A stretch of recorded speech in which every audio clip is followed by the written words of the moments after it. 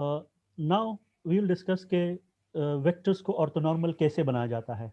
In the previous discussion हमने सीख लिया कि ये बेसिस ऑर्थोनॉर्मल बनाना क्यों कर ज़रूरी है, and you saw from that discussion कि ऑर्थोनॉर्मल बेसिस में काम करना काफ़ी आसान है as compared to non orthonormal basis. So let's suppose मेरे पास बेसिस है जो कि नॉन ऑर्थोनॉर्मल बेसिस है। Let's say I have 3 vectors या 3 बेसिस वेक्टर। तो मेरे पास एक वेक्टर ए है और दूसरा वेक्टर बी है और तीसरा वेक्टर है सी। और ये जो 3 वेक्टर्स हैं ये किसी वेक्टर स्पेस के बेसिस है for some vector space, 3 dimensional vector space है लेट्स सपोज, ये उसके बेसिस हैं, but these are not orthonormal. ये बेसिस ऑर्थोनॉर्मल नहीं है। बट रिमेंबर कि ये बेसिस हैं, तो बेसिस के लिए क्या चीज़ कंपलसरी है कि ये पूरे स्पेस को स्पेन करेंगे, ये वाले 3 वेक्टर, और ये तीनों आपस में लीनियरली इंडिपेंडेंट भी होंगे। तो जब मैं कहता हूं कि ये ए बी सी जो है ये किसी वेक्टर स्पेस के बेसिस है, तो इट मीन ये तीनों आपस में लीनियरली इंडिपेंडेंट जरूर है। तो ये लीनियरली इंडिपेंडेंट है बट ऑर्थोनॉर्मल नहीं है। अब मेरा गोल क्या है, मैं इस इन बेसिस का करस्पॉन्डिंग ऑर्थोनॉर्मल सेट बनाना चाहता हूँ कि मैं इन्हीं बेसिस से ऑर्थोनॉर्मल बेसिस बना लूँ। अब प्रोसेस क्या है, इनके ऑर्थोनॉर्मल बेसिस को पहले हम नाम देते हैं कि लेट्स सपोज जो मेरे वेक्टर्स हैं, अगर वेक्टर ए है इस सेट के अंदर और ये नॉन ऑर्थोनॉर्मल है, नॉन ऑर्थोनॉर्मल है, तो इसका करस्पॉन्डिंग ऑर्थोनॉर्मल बेस जो है, ऑर्थोनॉर्मल बेसिस जो है उसका नाम मैं रखूंगा E1। सिमिलरली अगर जो मेरा वेक्टर बी है इसका जो करस्पॉन्डिंग ऑर्थोनॉर्मल बेसिस है, दिस इज नॉट ऑर्थोनॉर्मल, तो इसका नाम मैं रख लेता हूं E2। और जो तीसरा वेक्टर है उसके करस्पॉन्डिंग ऑर्थोनॉर्मल बेसिस को मैं नाम रख लेता हूं E3।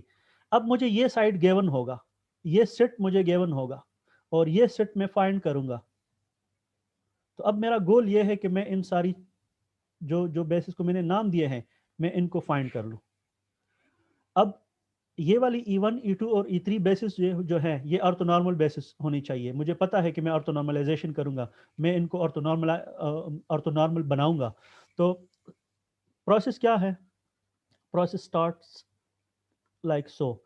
इनमें से ये जो आपका सेट है जिनके अंदर 3 वेक्टर अभी आपको गिवन है, ये 5 भी हो सकते हैं, 10 भी हो सकते हैं।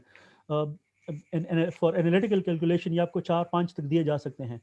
तो 3 तक आपको तो डेफिनेटली प्रोसेस आना चाहिए, and you can then extend the idea to 4 and 5 and in n dimension. तो अब प्रोसेस क्या है, जो आपके 3 वेक्टर्स आपको बेसिस में गिवन है, इनमें से कोई सा भी वेक्टर जो है उसको अपना रेफरेंस मान ले, उसको एज इट इज रख ले। फॉर एग्जाम्पल ये पहला जो वेक्टर है, लेट से ये इस तरह का वेक्टर है, ए वेक्टर इतना है और इसका ये कोई लेंथ है, लेट से जो भी इसका लेंथ है, बट मैं इसको अपना रेफरेंस मान लेता हूं कि ये डायरेक्शन बस मेरा ठीक है, ये ए वेक्टर इस डायरेक्शन में है और मैं इसी को अपना रेफरेंस मान लेता हूं कि मैं कहता हूं कि बस ये सही है। तो E1 बनाना बहुत आसान होता है, पहला पहला ऑर्थोनॉर्मल बेसिस बनाना जो है वो आसान है। तो E1 अब मैं कैसे बनाऊंगा, E1 इज इक्वल टू जो ए वेक्टर है उसको ले ले और उसके नॉर्म के ऊपर डिवाइड कर ले। अगर A1 का लेंथ इतना है, सपोज ये 5 किलोमीटर है, 5 सेंटीमीटर है, जो भी आपका स्केल आपने रखा हुआ है, लेकिन इसका जो जो डायरेक्शन है वो आप फिक्स रख ले, लेकिन इसके मैग्नीट्यूड में कटिंग कर ले, इसके डायरेक्शन को रेफरेंस मान ले और इसका जो लेंथ है उसको 1 बना ले। तो ये नॉर्मलाइजेशन इसकी सिर्फ कर ले, डायरेक्शन इसका ठीक है, इसको रेफरेंस मान लिया आपने, बस ये इसी डायरेक्शन में ठीक है, लेकिन मैंने इसकी नॉर्मलाइजेशन करनी है। तो नॉर्मलाइजेशन में मैं इसका मैग्नीट्यूड फाइंड कर लूंगा और उसी से इसको डिवाइड करूंगा। तो मैं इसका लेंथ इतना इतना छोड़ दूंगा, पहले तो इसका लेंथ शायद बड़ा हो या शायद इसका लेंथ 1 से छोटा हो, तो दोनों केसेस में मैं इसको नॉर्मलाइज कर लूंगा। वन तो के ये बराबर मैंने है। पहला वेक्टर अपना जो है वो उसको रेफरेंस मान लिया और उसके लेंथ को मैंने, अगर बड़ा था 1 से तो उसको कम कर लिया, अगर ये इसका लेंथ 1 से छोटा है तो उसको मैं मैग्नीफाई करूंगा। और ये जब आप इसको इस तरह से करते हैं, इसको अपने नाम से डिवाइड कर लेते हैं, तो ये प्रोसेस ऑटोमेटिकली हो जाता है। तो A1 आपने फाइंड कर लिया, E1 सॉरी आपने फाइंड कर लिया, ए का जो करस्पॉन्डिंग वेक्टर है ऑर्थोनॉर्मल वो बनाना बहुत सिंपल है। तो एक आपका बन गया और ये इस डायरेक्शन में है और ये है क्या भला, ये यही है, ये जो आपका बन गया ये E1, this is geometrically this red vector. आपने इसके डायरेक्शन को नहीं छेड़ना, ओरिजिनली ये किसी भी डायरेक्शन में गिवन हो बस उसी को अपना रेफरेंस मान ले, लेकिन इसके मैग्नीट्यूड को आप क्या कर ले, इसको 1 बना ले। तो मैंने पहला वेक्टर जो है उसको नॉर्मलाइज कर लिया सिर्फ, इसमें से मैं ये बी भी चूज कर सकता था और इसको मैं अपना रेफरेंस मान सकता था। सिमिलरली या मैं इसको सी को भी ले सकता था, फिर मेरा फार्मूला सी के लिए क्या होता, C vector divided by C norm. अगर मैं बी को चूज करता अपना रेफरेंस तो B divided by B norm. तो मैं यूजुअली इस सेट का पहला मेंबर मैंने ले लिया। अब नेक्स्ट जो है मैं E2 फाइंड करना चाहता हूं, ये वाला। अब इसका प्रोसेस क्या है, लेट्स सपोज ये जो मेरा बी वेक्टर है ये वाला, लेट्स से ये कोई प्लेन वेक्टर है और ये इस तरह से है, ऐसा है ये, लेट्स से ये मेरा बी वेक्टर है और बी वेक्टर, अब मैं ये इसको मैं नहीं छेड़ूंगा, ये डायरेक्शन मैंने फिक्स रखा हुआ है, ये मेरा एक वेक्टर बन गया है ऑर्थोनॉर्मल सेट का E1। अब मैं बी के लिए बनाना चाहता हूं, तो बी का ऑर्थोनॉर्मल सेट बनाने के लिए मुझे क्या प्रोसेस करना पड़ेगा, can anybody guess the process कि मुझे क्या करना पड़ेगा। The process is actually very interesting, conceptually एक बहुत इंटरेस्टिंग प्रोसेस हम इसके साथ करने वाले हैं। इसको हेड के रूल बनाएंगे बेस के। ये जो मेरा ग्रीन वेक्टर है जो बी है और इस बी का करस्पॉन्डिंग मैं क्या बनाना चाहता हूँ, बी का कंपोनेंट बनाएंगे sir, projection. Exactly, very good. इसका मैं प्रोजेक्शन ले लेता हूँ, तो इसका प्रोजेक्शन मैं ऐसे ले लेता हूँ, ये इसका प्रोजेक्शन है अलोंग द वाई एक्सिस, या ये इसका वो कंपोनेंट है जो ए के परपेंडिकुलर है, और दूसरा कंपोनेंट इसका ये बनेगा, ये वाला। Let me choose a different colour for this कि आपको विजुलाइज करने में आसानी हो। Let's choose something like, how about a black one, yes black तो ऑलरेडी इधर है, लेट्स चूज दिस वन। एक ये वाला इसका कंपोनेंट बन रहा है, ये तो दोनों फिर से सेम आ गए। एनीवेज ये वाला जो कंपोनेंट है ये, this component is at 90 degree to your A vector. ये वाला जो कंपोनेंट है ये आपके ओरिजिनल जो आपने पहला वेक्टर लिया हुआ है ये उसके साथ 90 डिग्री पे है, लेकिन ये वाला जो इसका कंपोनेंट है ये इस तरफ, let me change this colour again. आपके बी वेक्टर के दो कंपोनेंट बन गए, एक ये वाला और एक ये वाला, और आपका जो पहला वेक्टर है ए वो इस तरफ है, ये ए वेक्टर है, और इसमें से इतना पोर्शन जो है, इतना सा पोर्शन, इतना सा स्मॉल पोर्शन ये E1 है। ए वेक्टर इटसेल्फ तो काफी लंबा वेक्टर हो सकता है, लेकिन उसका करस्पॉन्डिंग ऑर्थोनॉर्मल जो है वो उसका मैग्नीट्यूड 1 है। तो अब ये बी के कंपोनेंट है, ये जो ऊपर मैंने लिए हुए हैं ये वाले, ये दोनों ये बी के कंपोनेंट है इस तरह से। अब इन बी के कंपोनेंट में से कौन सा कंपोनेंट ऑर्थोनॉर्मल है मेरे पहले रेफरेंस लाइन के साथ, कौन सा कंपोनेंट जो है वो पहले के साथ ऑर्थोनॉर्मल है, बी बी वाई, ये वाला कंपोनेंट जो है, ये कंपोनेंट मेरे ओरिजिनल डायरेक्शन के साथ 90 डिग्री पे है, तो ये ऑर्थोनॉर्मल है। और ये वाला जो कंपोनेंट है, तो सपोज इसको मैं ऐसे लिखता हूं कि ये बी है, तो इस डायरेक्शन को मैं कहता हूं बी परपेंडिकुलर, और इस वाले कंपोनेंट को मैं कहता हूं B parallel. Parallel to what, parallel to my reference. अब ऑर्थोगोनलाइजेशन के लिए मुझे कौन सा कंपोनेंट चाहिए होगा, इन इस बी वेक्टर के दो कंपोनेंट है, एक परपेंडिकुलर टू ए और दूसरा पैरेलल टू ए। तो ऑर्थोगोनलाइजेशन में मुझे कौन सा कंपोनेंट रखना है और कौन सा डिस्कार्ड करना है। ऑर्थोगोनलाइजेशन के लिए जी जी, बी परपेंडिकुलर वाला ऑर्थोगोनलाइजेशन, ये जो परपेंडिकुलर कंपोनेंट है ये मुझे चाहिए है, और ये जो बी वाई पैरेलल वाला कंपोनेंट है, रखना है। जो पैरेलल कंपोनेंट है ये मुझे नहीं चाहिए।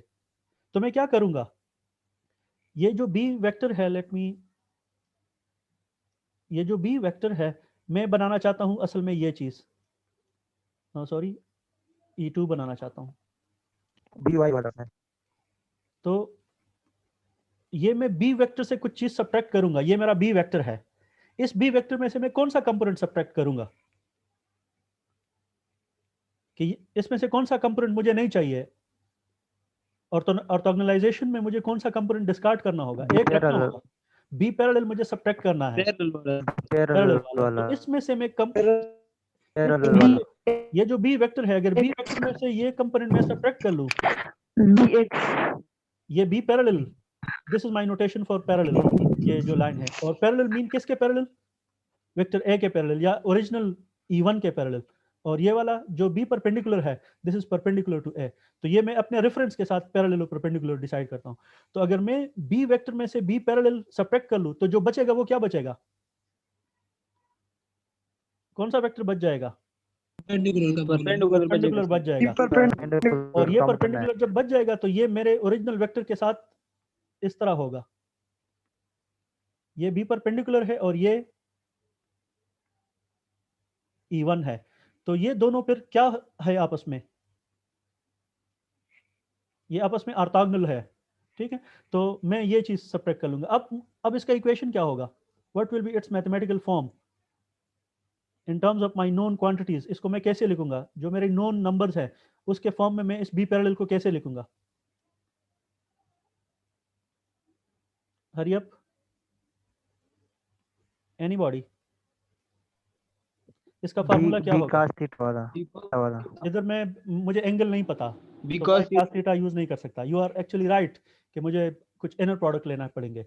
ये कंपोनेंट किसके बराबर होगा, अगर बी वेक्टर मेरा इस तरह से है, लुक एट ये वाला जो कंपोनेंट है बी पैरेलल, ये मैं किस डायरेक्शन में इसको प्रोजेक्ट करना चाहता हूं, ये बी पैरेलल किस डायरेक्शन में आना आएगा, E1 डायरेक्शन में। तो इट मीन कि ये जो मेरा बी पैरेलल है, this B parallel is actually this thing, इसको नोट कर ले, E1 into B and E1, ये इस बी पैरेलल का फार्मूला है। E1 ये मेरा जो E1 डायरेक्शन है उसके साथ मैं इसका नॉर्म ले लूंगा, सॉरी इनर प्रोडक्ट ले लूंगा, और फिर इसके साथ डायरेक्शन क्या लगाऊंगा, क्योंकि ये चीज मुझे क्या देगा, this will give me scalar number, ये मुझे सिर्फ कंपोनेंट देगा, ये मुझे सिर्फ मैग्नीट्यूड देगा।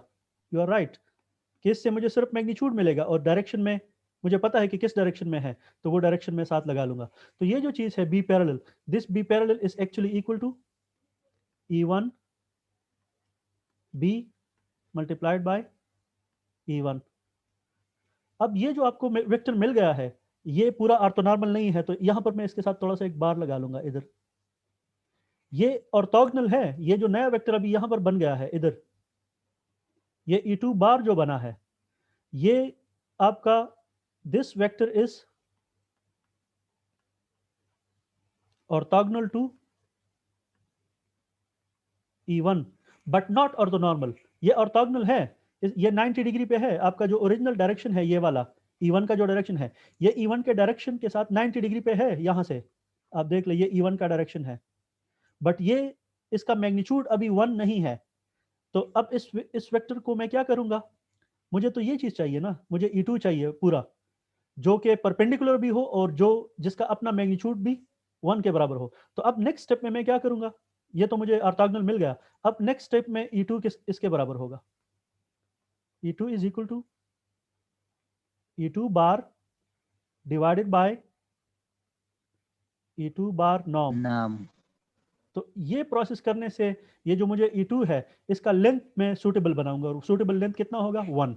अगर ये पहले 1 से बड़ा था तो इस ऑपरेशन से ये 1 के बराबर आ जाएगा, और ये पहले 1 से छोटा था तो B इस ऑपरेशन के बाद ये 1 से 1 के बराबर आ जाएगा। तो जो मेरा सेकंड ऑर्थोनॉर्मल वेक्टर है वो भी मुझे मिल गया, और ये उसका फार्मूला है।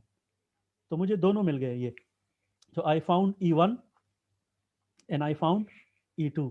अब तीसरा रहता है मेरा E3, इसको मैंने अभी फाइंड करना है।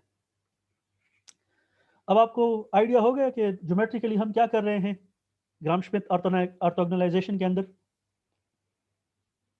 हम वेक्टर के जो पैरेलल कंपोनेंट है उसको सब्ट्रैक्ट कर रहे हैं, और बाकी जो बचता है वो परपेंडिकुलर कंपोनेंट बचता है जो कि हमें चाहिए होता है, और perpendicular component mean orthogonal component. So अब अगर मैं आपको कहूं कि E3 के लिए फार्मूला लिख ले, तो आप लिख सकोगे इस तरह का फार्मूला सिर्फ ऑर्थोगोनल के लिए, ऑर्थोनॉर्मल बाद में करेंगे। अगर अब मैं आपको कहूं कि लेट्स सपोज यहाँ पर Yes, sir. चले, ये this is a quick test for you कि नाउ आई वांट E3, लेकिन मुझे सिर्फ ऑर्थोगोनल फॉर्म में चाहिए, तो मैं बार लगा लेता हूँ, बार में मैं इसको नॉर्मलाइज कर लूंगा। तो मैं चूंकि E3 फाइंड करना चाहता हूँ, ये E3 किसके करेस्पॉन्डिंग है? E3 is corresponding to vector C। तो C में से मुझे कुछ चीजें सब्ट्रैक्ट करना होगी। जहां पर यहाँ पर देख ले, E2 करेस्पॉन्डिंग था, B के करेस्पॉन्डिंग था, तो B में से मैंने सब्ट्रैक्शन कर ली। और अब मैं C के लिए इसको लिख रहा हूं, तो C में से मैं क्या चीज सब्ट्रैक्ट करूंगा जी, बताएं। पैरेलल वाले कंपोनेंट रिमेंबर अब मेरे पास पहले से, जब मैं इसके लिए कैलकुलेशन कर रहा था, तो मेरे पास रेफरेंस में एक वेक्टर था और उसके साथ मैं देख रहा था। अब मेरे सेट के अंदर दो वेक्टर्स आ गई हैं। एक ये वाला वेक्टर है मेरे सेट के अंदर मौजूद है, बल्कि ये वाला नहीं, मेरे सेट के अंदर ये वेक्टर मौजूद है E1, और ये वेक्टर मौजूद है और E2। ये मुझे मिल गए हैं। अब मेरा जो सी वेक्टर है वो कुछ भी हो सकता है। Let's suppose this is a C vector, ये हो सकता है। एंड रिमेंबर कि ये सी स्पेस वेक्टर हो सकता है, ठीक है। ये 3 डायमेंशन है, तो ये स्पेस में भी out of the plane of the screen हो सकता है। लेकिन इसके कंपोनेंट होंगे, इस वेक्टर के आपके पास कंपोनेंट्स होंगे, और ये कंपोनेंट इस डायरेक्शन के अलांग भी हो सकते हैं, इस वाले डायरेक्शन के अलांग, और इसका कंपोनेंट इसके अलांग भी हो सकता है। वो कंपोनेंट मुझे नहीं चाहिए। सपोज ये जो सी वेक्टर है, इस सी वेक्टर का प्रोजेक्शन इस पे इसके ऊपर आ जाए, तो वो प्रोजेक्शन क्या होगा? सी का वो पार्ट जो E1 के पैरेलल है, वो क्या होगा? सी पैरेलल सर E1, और सी का वो कंपोनेंट जो no no parallel to E2 है, वो क्या होगा? कोई बता सकता है?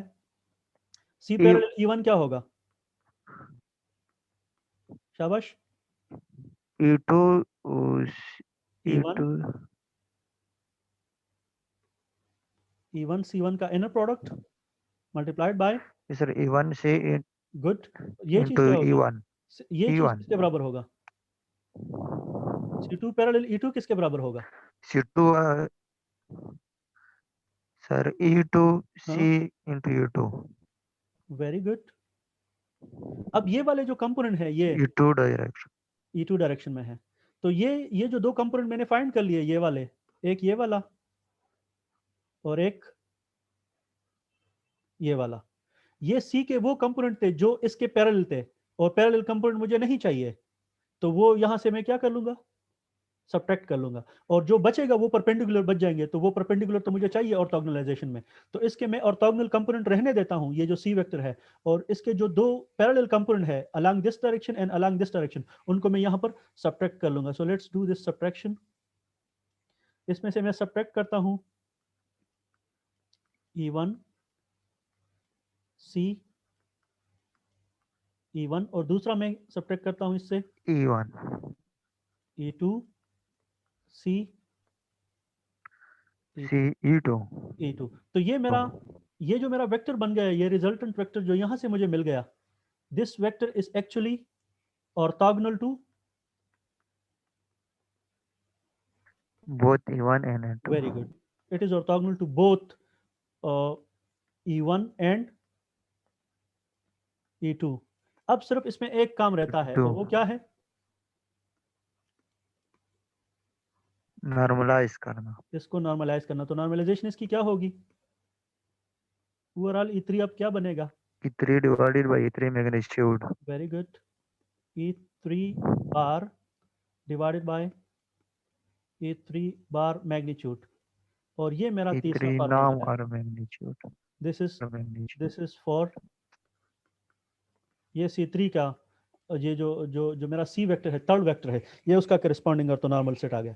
तो मैंने जो मुझे सेट मिला था, जिसके अंदर A B और C वेक्टर थे, ये बेसिस सेट था, उसका मैंने एक ऑर्थोनॉर्मल बेसिस बना लिया, और वो बेसिस ये है E1 E2 और E3। अब आप अगर आप क्लेम करते हैं कि जो आपने जो चीज़ बना लिया यहाँ पर E1, E2 और E3 जो आपने बना लिया, अगर आप क्लेम करते हैं कि ये ऑर्थोनॉर्मल है तो आपको ये चीज़ देखना पड़ेगी, En dot em must be equal to, क्योंकि ऑर्थोनॉर्मल बेसिस में ये चीज़ होता है। तो अगर इस सेट से अगर आप ये चीज़ कर ले, अगर आप E1 डॉट E2 कर ले इस सेट से, तो इसको क्या आना चाहिए?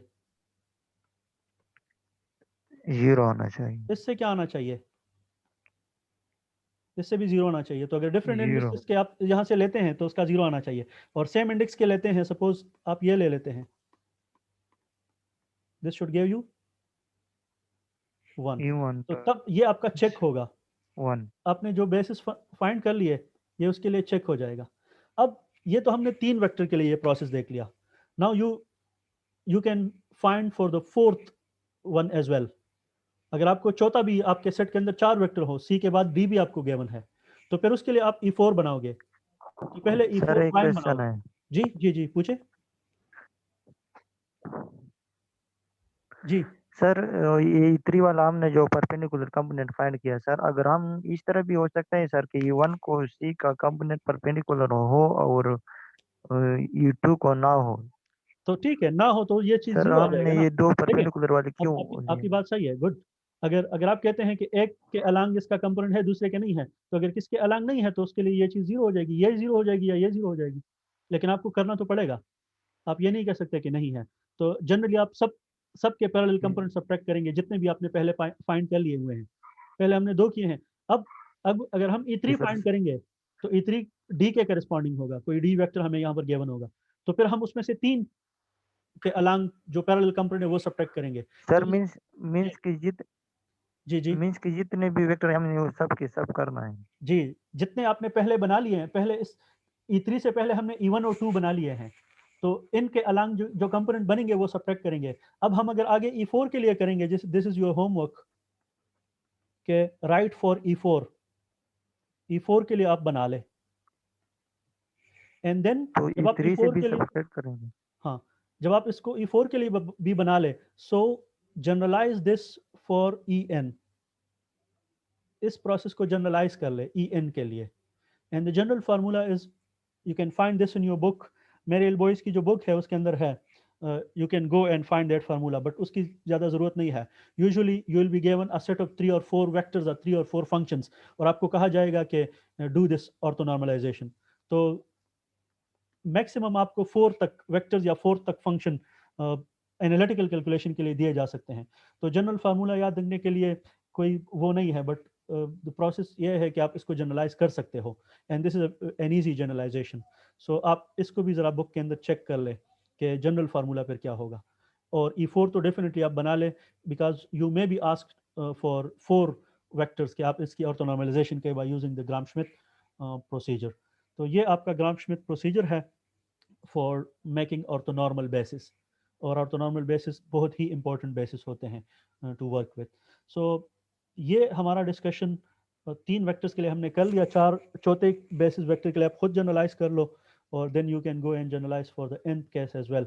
अब इसके ऊपर हम एक प्रॉब्लम करेंगे, एक सर न्यूमेरिकल प्रॉब्लम। 14 वाला। जी यस सर। जी जी जी सर 14 वाला अगर हमारे पास डी वेक्टर हो तो इस तरह आएगा E4 is equal to D minus देखें, E1 हाँ हाँ into D E1 exactly minus, sir ये होगा एग्जैक्टली बिल्कुल इसी तरह ही होगा। देखें, माइनस सर हाँ, ये सी के लिए है ना, ये सी के लिए है, ये तो सर हर एक इनर प्रोडक्ट के अंदर माइनस सी है, E2 D E2 हर एक इनर प्रोडक्ट के अंदर सी यस है। पहले हम E1 के अलांग पैरेलल कंपोनेंट सब्ट्रैक्ट कर रहे हैं, फिर हम E2 के अलांग कंपोनेंट सब्ट्रैक्ट कर रहे हैं। तो अगर आप ये D के लिए लिखते हैं तो उसमें एक चौथा टर्म आ जाएगा, माइनस E3 D फिर E3। E3 के लाइन ये सॉरी फोर्थ के लिए उस D फोर्थ के लिए यहाँ E3 पर एक यस सर। तीसरा कंपोनेंट सब्ट्रैक्ट हो जाएगा। So after this we have to do a problem, so let's begin. Yes sir. ये प्रॉब्लम है कि मेरे पास 3 वेक्टर्स हैं, और मैंने इन 3 वेक्टर्स को ऑर्थोनॉर्मल बनाना है। ये पहले से ऑर्थोनॉर्मल नहीं है, यू कैन चेक दिस, कि आप इनके आपस में इनर प्रोडक्ट देख ले, ये ऑर्थोनॉर्मल नहीं है। तो अब हमारा गोल है कि हम इनको ऑर्थोनॉर्मल बनाएं। तो इसका करस्पॉन्डिंग उसको मैं कहता हूं E1, इसका करस्पॉन्डिंग जो ऑर्थोनॉर्मल बेस है उसको मैं कहता हूं E2, और इसका जो करस्पॉन्डिंग ऑर्थोनॉर्मल बेस है उसको मैं कहता